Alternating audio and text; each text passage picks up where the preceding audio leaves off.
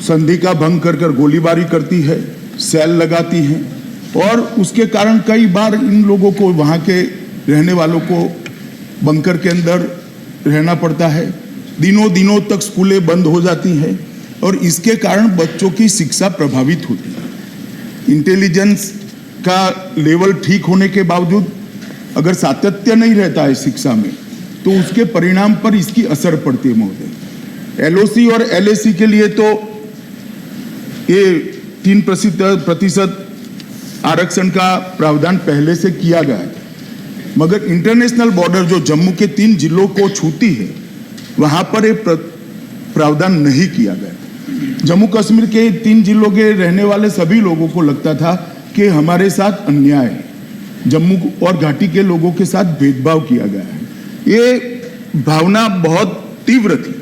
आजाद साहब जम्मू से ही आते हैं, उनको भी मालूम है।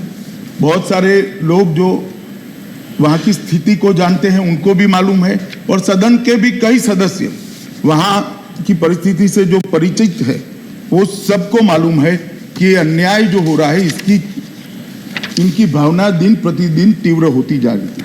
इसीलिए एक अध्यादेश लाकर ये सुधार किया गया कि जो इंटरनेशनल बॉर्डर पर भी लोग रहते हैं इनके बच्चों को भी शिक्षा में और नौकरियों में दोनों क्षेत्रों में 3% जो आरक्षण दिया है इसमें समाहित किया जाए। क्योंकि जम्मू कश्मीर में अभी विधानसभा अस्तित्व में नहीं है तो विधानसभा के कानून पारित करने के सारे अधिकार संसद के दोनों सदनों में निहित है, इसलिए संसद में ये बिल लाना जरूरी था। मैं इसीलिए ये बिल लेकर आज सदन के सामने उपस्थित हुआ हूँ। ये बिल के कारण महोदय कठुआ जिले के 70 गांव, सांबा जिले के 133 गांव और जम्मू जिले के 232 गांवों के बच्चों को इन सुविधा के अंदर समाहित किया जाएगा। कुल मिलाकर 435 गांव के 3,50,000 की करीब आबादी को इसका फायदा होगा। और मैं मानता हूँ कि बहुत समय से, लंबे समय से विसंगतता एक एनोमली चली आ रही है।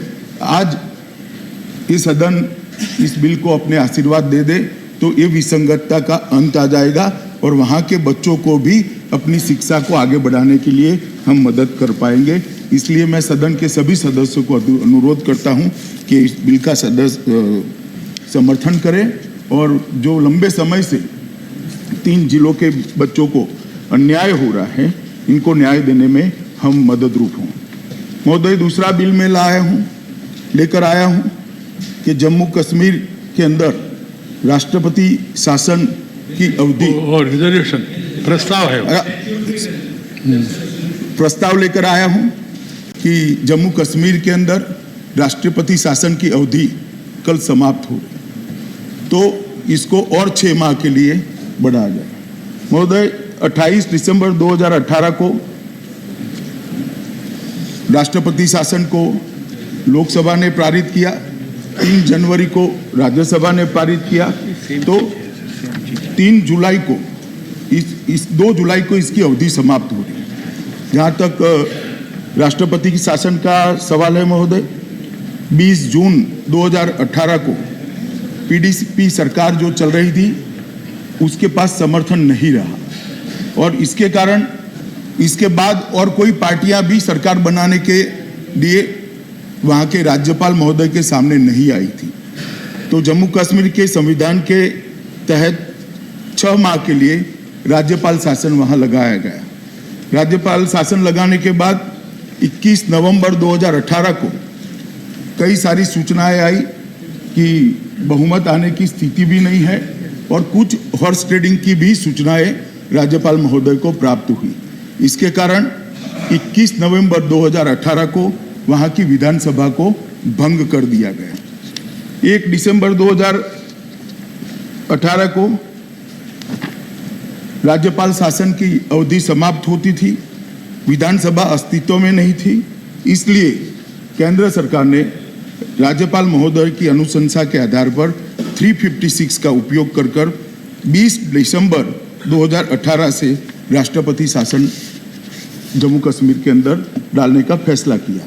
और 3 जनवरी को राज्यसभा ने इसका समर्थन किया। आज जो मैं प्रस्ताव लेकर आया हूं उसको और 6 माह के लिए बढ़ाने का प्रस्ताव है। कई सदस्यों ने लोकसभा में जब चर्चा की, प्रेस से भी बात करते थे कि चुनाव क्यों कराए नहीं जाते। महोदय, मैं कहना चाहता हूं कि चुनाव आयोग ने जम्मू कश्मीर प्रशासन, भारत सरकार और सभी दलों से बात कर और जम्मू कश्मीर की अभी की स्थिति और कुछ वहाँ के रिलीजियस कार्यक्रम और त्यौहार जो है उसको संज्ञान में लेकर, सुरक्षा की स्थिति को संज्ञान में लेकर ये निर्णय किया कि इस साल के अंत में चुनाव आयोग चुनाव कराना चाहता है। जब चुनाव आयोग इस साल के अंत में चुनाव कराना चाहता है तो राष्ट्रपति शासन की अवधि को बढ़ाने के लिए अलावा सरकार के पास और कोई विकल्प रहता नहीं है। इसलिए मैं ये संकल्प लेकर आज उपस्थित हुआ हूँ। 7 मई से 4 जून तक रमजान का माह था। 3 जून से 15 अगस्त तक अमरनाथ यात्रा चलने वाली है और गुर्जर बकरवाल भाई जो वहाँ की आबादी में करीब 10% का हिस्सा रखते हैं, वो पहाड़ियों पर अभी जाते हैं और लगभग अक्टूबर के आसपास ही पहाड़ियों पर से नीचे आकर अपने मताधिकार का उपयोग कर पाए ऐसी स्थिति में आते हैं। तो कई दशकों से अक्टूबर के पहले जम्मू कश्मीर के अंदर चुनाव नहीं कराया गया है। ये सारी स्थितियों को ध्यान में रखकर चुनाव नहीं कराने का फैसला चुनाव आयोग ने लिया है, सबके साथ चर्चा कर लिया है। इसलिए महोदय, आज सरकार के पास और कोई विकल्प नहीं है। ये राष्ट्रपति शासन को 6 माह तक और बढ़ाने के लिए, और मैं मानता हूं सदन भी ये जो परिस्थिति जन्य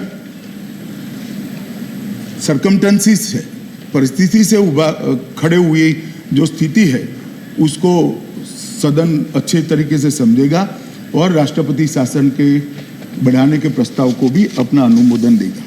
motion moved the statutory resolution seeking extension of President rule in Jammu and Kashmir, moved by the Home Minister.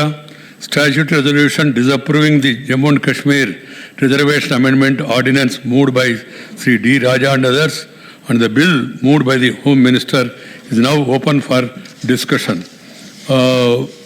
मित्रों, आप सबको मालूम है, हमने तय किया ये दोनों मिला के एक साथ चर्चा करना उपयुक्त होगा, इसलिए इसके लिए समय दे चुका है। कुल मिला के 5 घंटे 5 घंटे अपना पार्टी के बल के अनुसार सब पॉलिटिकल पार्टीज के बीच में बांटा है। उस हिसाब से हर एक पार्टी को अवगत कराया उनके पास कितना समय है, उसको ध्यान में रख के अपना स्पीकर्स को नॉमिनेट करते समय किसको कितना समय देना आप लोग ही तय करें, नहीं तो अन्यथा यहाँ से फिर ये करना पड़ेगा। और मैं चाहता हूँ सब लोग समय को सदुपयोग करके अपना अपना जो भी इसके ऊपर व्याख्या है व्याख्या करें, बिल को समर्थन करें, बिल को विरोध करें। ये आप लोगों का चॉइस है, हमको कुछ लेना देना नहीं। मेरा प्रार्थना इतना ही है, discuss, debate and decide, that's all. What is the point of order, please? Point of order that under Article 51, capital A of the Constitution and sub-article C, it says only one line that it shall be the duty of every citizen to uphold and protect the sovereignty, unity and integrity of India. Now, one of the honorable members, while making his submissions, he said the Assam ko chhod do. That it means that was not the question. No, sir.